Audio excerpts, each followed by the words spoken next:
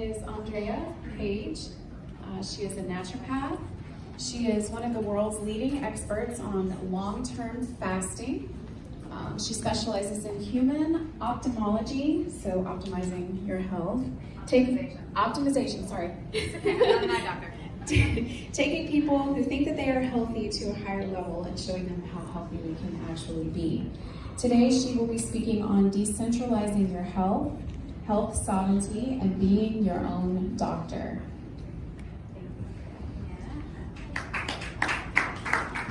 Hi everybody. Yeah, maybe some of you are feeling well, maybe others of you are exhausted after late nights, dehydration, too much sunshine, a little bit of salt water here and there, although that heals. Yeah. We're gonna just stretch for a second with me. Yeah, come on, play the game. Play the game. Stretch, one rib cage up, the other rib cage up, go. And little back bend, gaze up towards the sky. What color is the sky today? It's yellow. That's interesting. Cool, yeah. Notice how you feel. Do you feel a little bit different than when you started? Yes, I think so too. Guess what? What we're talking about today is health sovereignty. That's taking your health back into your own hands. Because it's been far too long that you have given away power and your health, we as a human species have, to the medical industrial complex. You know about this, right? Pharmaceuticals, hospitals, doctors at large. Whereas those guys, they don't know anything about health. What they're experts in is disease, right? So your MD, your medical doctor, goes to study for 8 to 14 years, depending upon what country they're in. And that person learns all about every single disease in the medical book of diseases. Do they learn anything about health? Anyone? No. Any doctors in the house? Oh, interestingly, no doctors come to an anarchist conference. Correlation. So, there's a room over there, right, of alternative practitioners, not the medical doctors. And when we look at this, we see that there's maybe 8 hours of nutrition study, although I don't really believe in nutritional science. Otherwise, I'm a big systems thinker. And just to let you know my biases, because I find that that's really important when you're listening to anyone with a mic, because this is a very centralized interaction right now, and we're talking about decentralization of health. So if I get inspired, I might have you break out and doctor each other, if you will. But I am a naturopathic doctor by background, and that's based on the understanding that the human body can heal itself. Now that's something that you're not taught in school, that the human body can and will heal itself if given the time and space to do so. All right? Now to give you understanding on a bigger picture perspective besides my medical approach, right, I also am a political economist by training. And about 10 years ago, 14 years ago actually, I left the world at large. I stepped off the global stage because I said this whole thing about global capitalism is inherently discordant with what I know to be who I am as a person, you know? And so I kind of off-gridded and did the health thing, the yoga thing, because I didn't have to participate in the rat race and the shit show and the game that many people play, right? I have lived outside of the United States for 14 years. I've been a fully traveling expat, and so I know many of you are interested in that kind of lifestyle. And really having health sovereignty has been the governing, underlining factor of that. Now I'll say this publicly, I've actually never said this publicly before, but I don't have health insurance. I don't have any kind of health insurance. Right? Because my insurance is the choices that I make every single day. It's the choice, sure, to wear a helmet when I ride a motorbike, yeah? But it's also the choice to drink more water. Do you guys have water? If you don't, now's a good time to get it. And I play a game, I play a drinking game with all my audiences that when I drink water, you drink water. That's it. Very good. So with that, we're going to be talking through several things today. I'll give you an overview of what we'll discuss. And my intention is not to teach you anything new. So I'm really a revolutionary in the world of health. Primarily fasting, as you heard, is my main modality. So it might interest you that I haven't eaten in a week. Yeah, I'm on day 7 of a fast. And you probably have never seen someone before, at least in this kind of situation, who looks, vital and alive and excitable. that far into primarily water fasting, yeah? So just so you know that that's possible, the human body can thrive and survive for 40 to 50 days on water alone. Yeah, that's also not something that you were taught in school. And that during that time, the body's able to repair itself. I see a guy in the second row with furrowed eyebrows. Yeah, because he's like, no, it's not. No, that's just, yeah, but when I've tried it in the past, I get really feeling bad. You get really feeling bad. We can talk about that. Yeah, because you're experiencing the detoxification of your body, and when you have toxicity running through your bloodstream, you'll feel toxic. But because humans, and this is a mental thing, in my later part of my medical career, I really got into psychosomatics and looking at the mind's ability to indicate what happens in the body, right? And a lot of the work that I do with fasting is being able to control or understand our own mind and our mindset, because as you know, as anarchists, we've been so programmed by the dogma of the system. And it's only our own desocialization practices that will bring us into freedom on a level of the mind. And no one's completely free, right? It's always a work in progress. And so in terms of our body and health, one of the biggest questions that I always ask audience, especially an anarchist audience, is how do you know what you think you know about health? Just take a second, close your eyes. Take a nice deep breath. That's going to interact directly with your nervous system, 3-part breath. How do I know what I think I know about health, about protein, about fasting, about pooping? How do I know this stuff? Where did I learn it? Who taught me? What did my parents exhibit for me? What did they say in school? What's normal for me? What's normal in my society? Who's trying to sell me something? When you're ready, allow your eyes to open. Did anyone make any kind of discovery? Yeah, it's not often that we think about that, but we know that when we're looking at studies, we want to look at who's funding the study. Well, how about the study of our own human body? Who's funded that? Or who's been funded by that?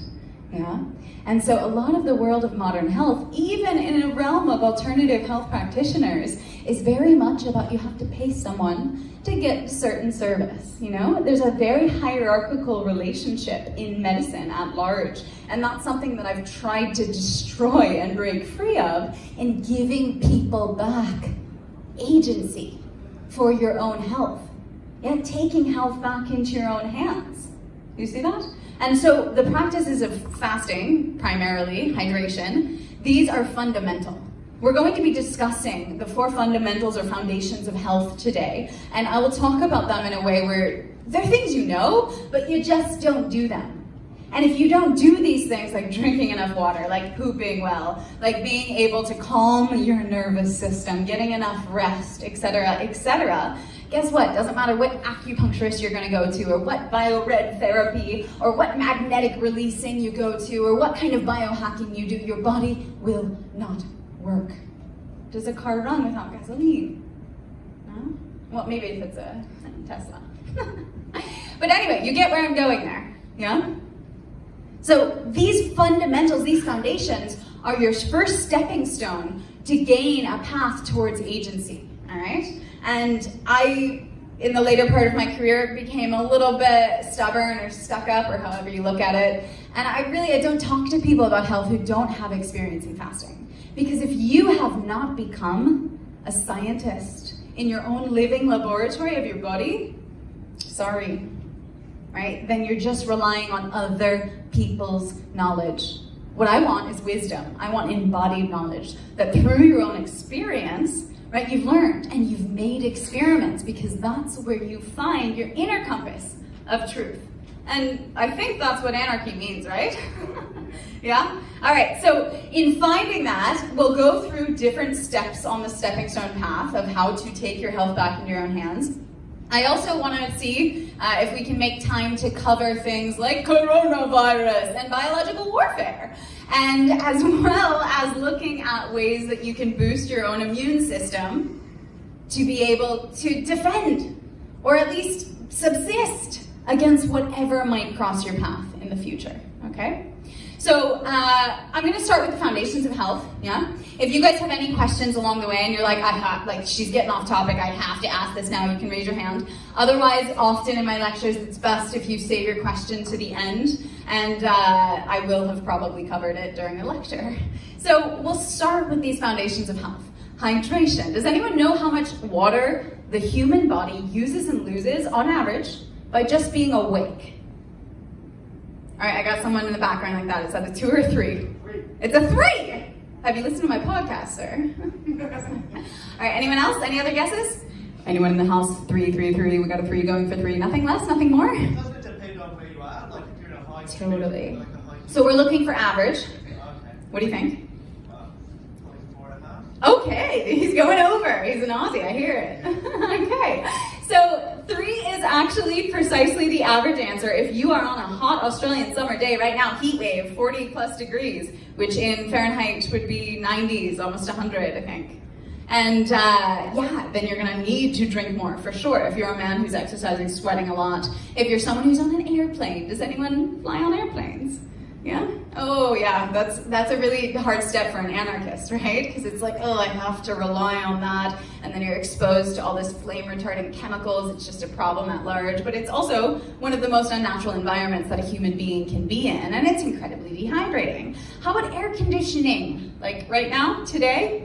Incredibly dehydrating. Any kind of salty food that's been overly cooked, fried, dried, salty, right? Any kind of alcohol. Do we have some people who rely on alcohol as their antidepressant rather than hugs and processing what's going on emotionally? Or are you guys giggling? Is that you? All right, so you see, these kinds of things are massively dehydrating to the human system. And so not only are we not drinking 3 liters of water a day, raise of hands, who actually drinks 3 liters of water a day minimum? Oof, for anarchists, that's not very high. We're talking about entry point foundation of health. Your body is made of 60 to 90% of water, right? You need to flush out that water. Imagine a bathtub of water that's been sitting there for 40 years. You take out a few cups here and there, you put in a few cups new here and there, but then imagine a 3-liter bucket. Right? You take out the water every single day, you recharge it, you refresh it. You're gonna have a lot less detox symptoms, headaches, fevers, nausea, vomiting, diarrhea, indigestion, things like that, because you're literally flushing it through. So I do a lot of work in India. It's been my adopted place of home. Who's been to India? So I think India is an original place of anarchy in many ways. The Indian people kind of just don't behave no matter what you do. And the governing force of India is the Ganga, right? This mother river that flows through the whole country. Has anyone been to the Ganga? Very, very powerful experience. Highly recommended. Bucket list to 2020. You can try not to fly a plane to go there. Lots of anarchists went overland from Europe in the 60s, but anyway, we won't go there. So the Ganga is this river that it's incredible. I mean, the amount of dead bodies that are thrown there, let alone trash and everything else, and yet you can still see it pure at certain points, especially up by the glacial headwaters more so, where it's just flowing beautifully because there's such a flow, there's such a charge. So you ready? Drinking game? Your body's no different than the Ganga, my loves. The more flow you put in and through, the cleaner you're going to be, the faster you're going to get rid of anything, whether it's that headache or constipation or toxicity or the fight with your boyfriend last week. Doesn't matter, hydration can heal it, right? And so that flow is absolutely important. So of that 3 liters that you lose just by waking up, right, maybe it was like, I'd say, 1/7 of you were actually drinking that much. So those of you who lose 3 liters a day and then you're only drinking 2, and then you're having a bottle of wine at dinner, right? And then you're having some salty food. You're getting into a deficit day after day after day. I appreciate the number of people who are standing up right now to go to get water. Love you guys. And so that deficit becomes chronic, right? Then parts of your body become tight, right? Anyone have stiff joints, muscles, aches, pains? Yeah, I'm seeing the hands go up. Guess what? The visceral tissues of your body, whether they're muscle or otherwise, need lubricant. The OG lubricant in your body, which fuels the lymphatic system as well as the cardiovascular system, is water. All right, you ready for an anarchist plus? Sure. The kind of water that you're meant to be drinking. spring water. Guess what? It's free. So I'm gonna give you a wonderful website by Daniel Vitalis, findaspring.com. Yeah, this is a map all over the world, and I've been telling thousands of people more outside of the US about it over the past 10 years, so it should be well populated, with well-discovered springs all over the world where you can find one near you and go get big jugs. This is like massive sovereignty. Go get big glass jugs, drive out into the countryside once or twice a month, fill up and come back. Yeah? And that's like free and amazing. Gives you a drive into the countryside. Maybe you can take the bus if you want. I don't know how you guys transport. Yeah? And that alone, making that decision alone is one of the most powerful decisions that you make for health. Because a lot of people are giving so much attention to biohacking and, making sure that you're eating well and organic and all these things, but completely ignore water, the source of water. Another big part of decentralization of health is not drinking tap water anymore, because the municipal water processing units that are in most of your cities have not been updated since the 1980s. But guess what has been updated since the 1980s? Pharmaceuticals! And so you, inadvertently, without knowing it, you're showering in the Ritalin or the hormone replacement therapy from the woman down the street or the kid next door, right? And that's not stuff you want to take into your body. And so making sure that you have a clean, sustainable, pure, mineralized water source like spring water is your best bet, right? And if you don't have that readily accessible, like for me, I travel all the time. There's lots of times where I'm in third world countries where I'm just getting reverse osmosis purified water, which is great, but you need to remineralize it. So there's many different companies. I won't do anything in relation to sales or pitches or anything like that. In fact, at the end, I'll give you something free. So stick around till the end if you want a big free gift. That is always my gift in my lectures, because I'm here for your health, right? I'm here to awaken. That's all. Like I left my career mostly. I work now in tech, at the intersection of tech and human physiology and what's beyond AI. So this is yours, you guys. I love you. I'm giving it back to you. I don't want you to call me up for a naturopathic consultancy. You see, I'm not playing into that hierarchy. Do you see the difference? Super important. All right, so we've gone through hydration, which is absolute number one. Cannot go anywhere without this, yeah? So a good advice would be to get a water bottle that you love and at all times have it with you. Make it a practice. It'll take practice for the first month or so. Track how much you drink. Right? Know when you're drinking 3 liters and not. I challenge you to this, all right? And you know what? I'll give you something else. I'll give you another gift, a big gift. If you write me a month from now and say, I've been doing this for a month and this is what I've learned, just to give you some external incentive to kick up this internal process, all right? So hydration is the first foundation of health, and you can't get anywhere. And this is nothing you don't already know. My job is not to stand up here with slides and be like, fancy this and that, and these studies say this, and you should do that, because that's all externalized. How much of that actually bleeds into your cells and makes massive life change? Not very much, right? But if you can be reminded of something you already know and have it be reframed in a way where you're gonna start to take it seriously, then we're gonna start to get somewhere, yeah? So my hope is that many of you will drastically change your life after this talk, all right? So hydration. Number 2, pooping. Let's talk about poop, baby. Let's talk about you. Was that not the lyric? Oh. Okay, pretty close. Very good. So, who knows how many times a day the human body is meant to be pooping? Oh, there we go. Oh, for some reason, anarchists are keen on poop. Water, not so much. Very good. Very few people in my audiences usually know that. Yes. And this is also something that we were not taught in school. The human body is meant to be removing or eliminating waste once per meal per day. So for those of you who eat breakfast, lunch, and dinner, which is another centralized institutional thought paradigm, P.S. Breakfast, lunch, and dinner, do you see that in the wild? No. Another day we'll talk about that. But in terms of poop, yes, it's physics. Something comes in, something goes out, just like babies, just like dogs. We're no different than them. We've just got this huge prefrontal cortex that makes us human and overanalyze things and hold things in, right? And go to a social convention of it's not okay to poop, and poo is taboo, and I'm gonna hold it in, and I can't poop at his house, and oh my God, I can only poop in my safe place, and I'm so dehydrated anyway that I'm not going to poop easily. Yeah, am I knocking close to home? I see lots of nods and things like that, yeah. So this is so important because this is your waste plant.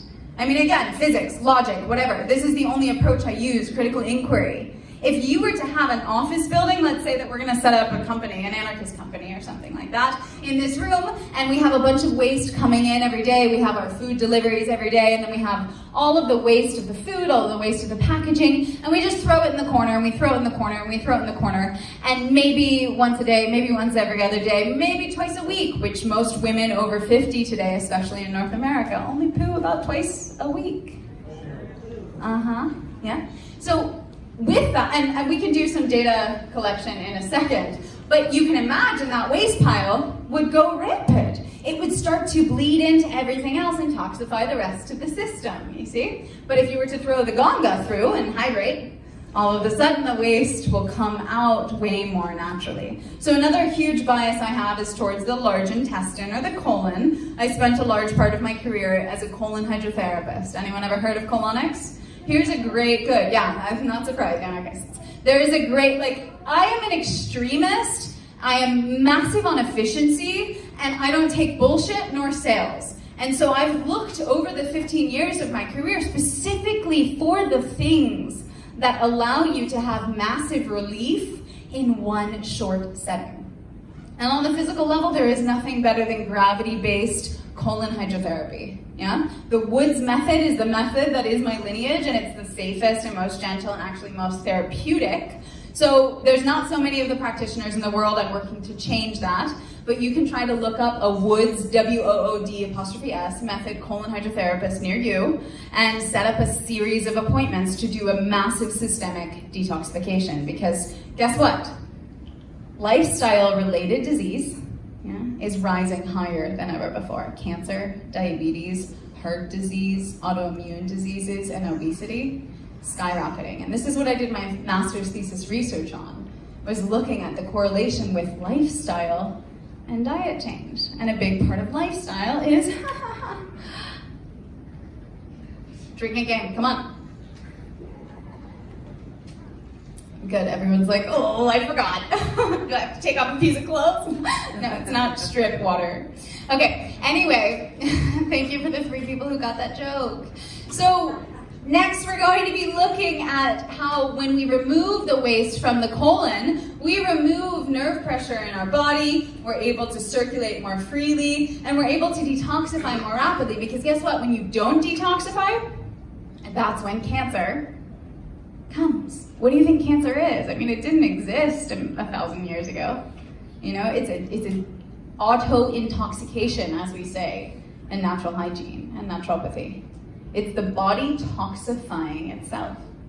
And I just want to bring a conceptual awareness to you around people's relationship to their health. This is how disempowered humans are, how centralized the system is, that we give our health away, that we're so clueless. Have you ever met someone with cancer who kind of has this why me attitude? Yeah, and bless them, I love them. It's not your fault, but you ready for this? I'm brave enough and I'm politically incorrect enough to say it is your fault. Yeah, and that's not something that's kosher in the modern world. But the choices that you're making today, the choices that you're making yesterday and 20 years ago have decided how you're showing up today. So I was asked by our wonderful MC, well, what do I use? Do I use kinesiology? How do I diagnose a person, et cetera, et cetera? Well, I'm actually a specialist in visual diagnostics. So I can have someone come forward and I have x-ray vision over your health history, your trauma history, right? Your organs, how they're functioning. Just by knowing that. And so it's always showing, you see? And so when we come into a deeper level of reset, of cleaning the slate, a la fasting, yeah, then we can all of a sudden discover what's under all of the chemicals that we've been putting our body under through food, through alcohol, through other things, all day, every day. Yeah, and that's also maybe a public service announcement for the fact that we eat way too much. Right, that breakfast, lunch, dinner thing? Where'd that come from? What are we supposed to eat? Well, ask anyone who knows we're primates, right? Humans are primates, out in the wild, mostly fruits and vegetables. And that's the only dietary advice I give, and that's the only dietary advice that everyone agrees on. Fruits and vegetables are good for you. You see, it's pretty simple. Health is pretty simple. You don't need to go to a lecture and hear someone talk about K2 and vitamin B12 and all these things, right? Just practice these fundamentals and you'll already be along the path. You'll be able to be a scientist in your own living laboratory, everybody. All right, I'm getting some people who are, I think after that cancer politically incorrect comment, like people are cringing. So let's do another stretch, arms up. Inhale, inhale. And look up toward the sky. Has it changed color yet? No? Maybe one rib's higher, the other rib's higher. Deep inhale. Ah, give me an exhale from the mouth. Ah, shake out the neck. Yes, you have control over that. That's something that no one can take away from you. That is the blood flow in your body. Did you do it? Over here? Did you do it? Yeah? Okay, just making sure. Because those of you who did it are feeling like a lot better, and those of you who are like, I'm not playing this stupid game, are feeling worse. And it's like, cool, we make choices in life. That's what I want to show you, is that you have the power to be sovereign, and you have the agency. So let's go along, and if we're talking about poop, yeah, now I see like full-on yoga routines going in the room. I love it. So good. Please don't sit still during my talk. If you want, you can rub your feet. I never sit still. You can just palpate acupressure points in your arms, get to know yourself. There's no point in sitting still, yeah? We're not in a meditation retreat. You can massage your friend's shoulders, whatever it might be, all right? So with this, in understanding a little bit more along the line of pooping, yeah, it's really important to make it less taboo, because we teach our kids that, actually it's a huge psychological split, because those of you who have toddlers, and I know there's a big family education curriculum here, what we teach our kids about health is fundamental, all right? And normally when potty training, what we learn is that poo is, ew, sticky, gross, don't touch. Or it's, oh, good boy, Johnny, you went to the toilet, yes.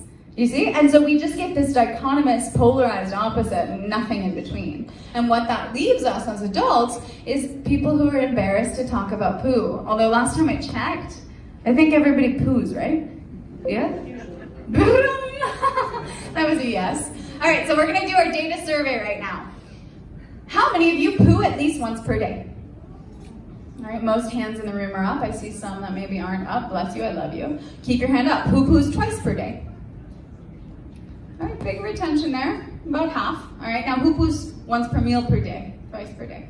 Some hands go down, they're like, I really want to keep it up, but I just can't, if I'm honest. All right, we have about 7 hands in the room up. Yeah, not a whole lot. So that is slightly above average, I would say. Good job, anarchists. Than my thousands of audiences all around the world, that normally about 90% of people are constipated. And I have this in self-reported data through my intake forms for colonics clinics that I run in multiple countries, as well as surveys like this from audiences, because I'm not interested in constipation that looks like, right, that's like way beyond. I'm interested in the constipation that's going less than once per meal per day. You see that? So start to track it. Again, just knowing that, you'll be more mindful and more aware. I have lots of people write me from the toilet. So with that, I want to give you my surefire list of how to poop more. Now this is super simple. It's 3 ways. It's my favorite name for a list ever, how to poop more. Number 1, we've already covered it. Hydration.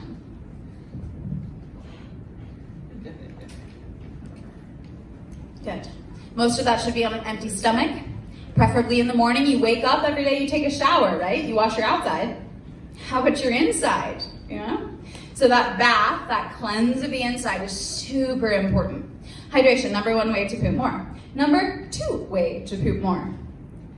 By being in the correct biomechanical position for defecation. Does anyone know what that is? Squatting. We have a wonderful example right here. Thank you, sir. I'm wearing a dress today. But yes, squatting is by, maybe I can get down there, yeah? Going all the way down and making sure that the musculature of your thighs is engaged, making sure that the pelvic floor is engaged, making sure that your rectal cavity or your anus is at a 90-degree angle. If you're trying to pour something out, you make sure to pour it out all the way. You also have your thighs there to support the lift of the ascending and the descending colon that are attached only by skin tissue to support them for proper elimination. It's simply the way in which we were meant to poop. And yet we have these white thrones, porcelain thrones today, to make our lives so comfortable, and yet to also result in a lot of constipation. So yes, there's a company that has sold many pieces of plastic. They have great marketing. I will not market for them, because guess what? You have in your house a rubbish bin, or a stool, or something that you can build, or a stack of books, I don't care, that you can put under your feet to make a squat-like position. Better yet, you're in public, you're here at this hotel, go into the toilet, put up the toilet seat, jump up onto the toilet rim, even with your shoes, and squat. And if you do that, you'll find that the part of your foot that is on the toilet rim itself is the large intestine. It is the colon, yeah? So reflexology-wise, you get to kill 2 peacocks with 1 stone. Have you guys seen the peacocks yet? They're amazing. Okay, so number 3 way to poop more is, and this is the one that people don't normally know unless they come to my lectures, to give yourself time, to make time, to go to the toilet when you don't think you have to, right? To go once per meal per day and just chill there, to get your mind off of things, to scroll through your phone and do all those social media things. You can write me a message, right? And then when you do that, when the prison guard leaves, the prisoners can escape. Yeah, we like that, anarchists, right? So you'll find, don't believe me, verify me with anything I say. In fact, don't believe me, please. That's not worth anything. Verify me, become a scientist of your own body, do these experiments. If you get different results, bring them to me, we'll talk about them, yeah? So, and it's been a while that no one has gotten different results, that these are just fundamental laws of nature that we as a modern human species, consumerist species, capitalist species, completely have forgotten about and detached from, yeah? All right, so you have your pooping more list. We'll go on to the last 2 foundations of health, which are respiration. Take a deep breath with me. Notice if your deep breath, exhale slowly. Notice if your deep breath started with the belly or if it started with the chest. Try that again and start it with the belly. When you're ready, inhale. Belly comes out, ribs come wide. Chest lifts slightly, we expand, we're building muscles, slowly exhale, contracting abdominal muscles, slowly air goes out. Yeah. Some of you are like, I thought this was a health class, not a yoga class. Right? But what is yoga? Yoga is pretty much foundational health. All of the leggings and the Instagram accounts have gone way off grid in terms of what it is. It's how to live a healthy lifestyle. So yeah, don't be swayed by the modern perception of yoga, because it's actually the fundamentals of health. And they're important things to learn because they're all based on meditation. So respiration not only happens at a macroscopic level with your lungs, and that exercise that we did actually builds what's called the auxiliary muscles of breathing, things like the intercostal muscles, the pectoralis minor. These are muscles which will separate your rib cage. And guess what? There's more atmospheric pressure outside of your body than in, so you don't have to breathe. You don't have to inhale. Simply by opening the space, air comes into the body. It's quite magic, yeah? Our relationship with all things in existence is magic. And so through building those muscles and doing what we call in yoga pranayama, or breath exercises, you can build muscles that will help you breathe more effectively. Oxygenation of blood to the brain, as well as the cells, is one of the best, most powerful ways to boost your immunity and ensure that you have clear health for long into the future. Yeah, humans today don't breathe nearly enough. They breathe a lot through the mouth. They breathe a lot only into the upper chest. So starting to get like a diagnostic on your own breath patterns tonight in bed. Hey, before you go to sleep, think of this right now. I want you to think about breathing. Imagine yourself, close your eyes real fast. Imagine yourself in bed. You're laying down wherever you are in this hotel, right? You're exhausted, you're so tired, but think about your breath and just watch your breath.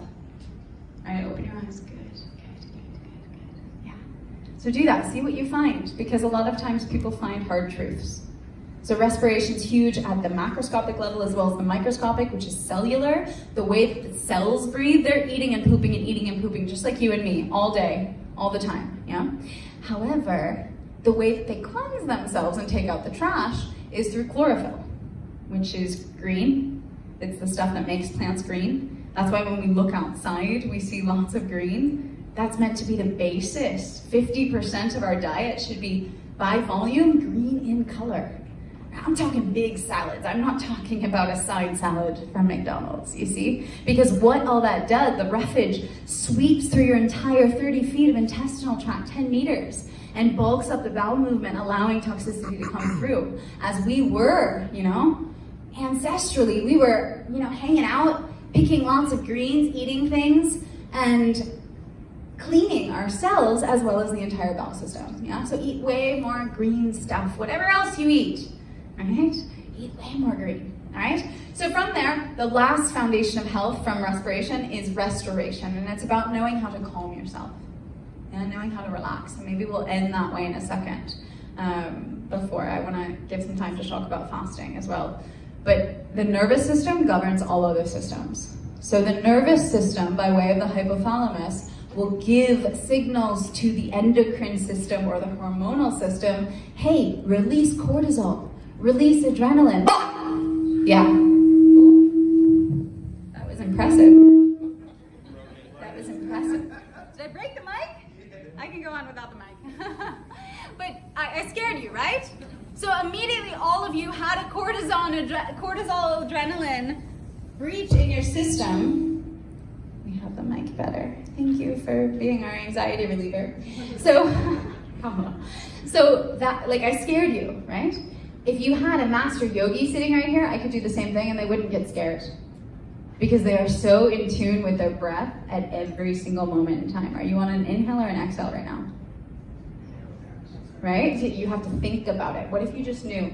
What if you were that present with your existence and that calm and centered in yourself? But in the world of social media, in the world of cities, in the world of people not being given some cosmological understanding of why they're here or who they are, we're separated from ourselves.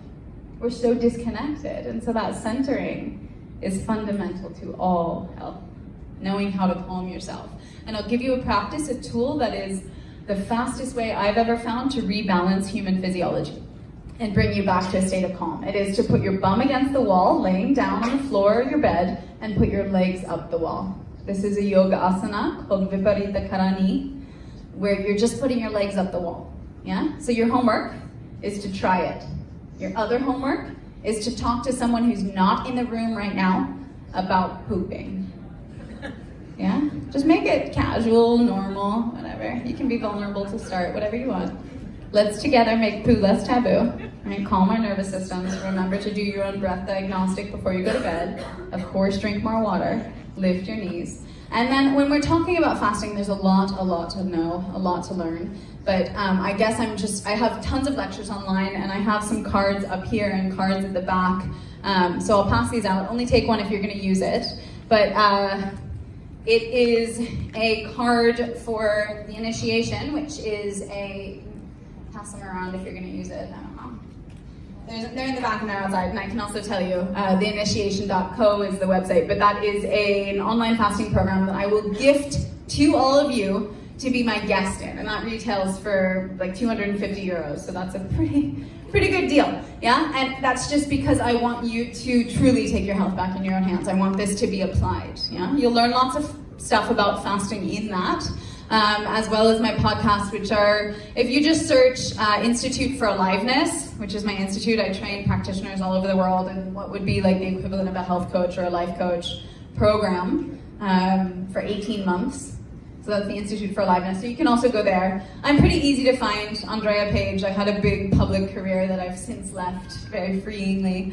I have thousands of hours of video content online where you can learn more. But just in general, fasting is pretty much the only thing that will buffer you against coronavirus or the next biological warfare, whatever it is, because it is allowing your body to completely detox in every moment of the day. It's not taking up to 70% of available energy that goes to digestion, right? It's allowing that energy instead to go to purify, heal, and cleanse the cells, and that's so important if you want to survive in the world that's coming, yeah? So I told them that I would end with some nervous system relaxing, and I think I have 1 minute if I'm not incorrect. So allow your eyes to close. We're gonna drop into this really fast. Whatever your hands are doing, place them facing downward, perhaps touching your legs. With your eyes closed, notice your inhale and exhale. Bring your eyeballs to focus on the point between your eyebrows, the third eye. Roll the eyeballs inward and upward under closed eyes. Make sure there's space between your back teeth. Relax your tongue. There's nowhere to go, and there's nothing to do. Be right here, right now. It's okay. Yes, it's okay. Yes. Your next breath, feel it a little more expansive. Allow your hips to sink into your chair a little bit more. Smile behind your eyes. Relax the muscles of your face. And stay with your breath. And know that everything is going to be okay and that you're exactly where you need to be when. I love you. Thank you for listening.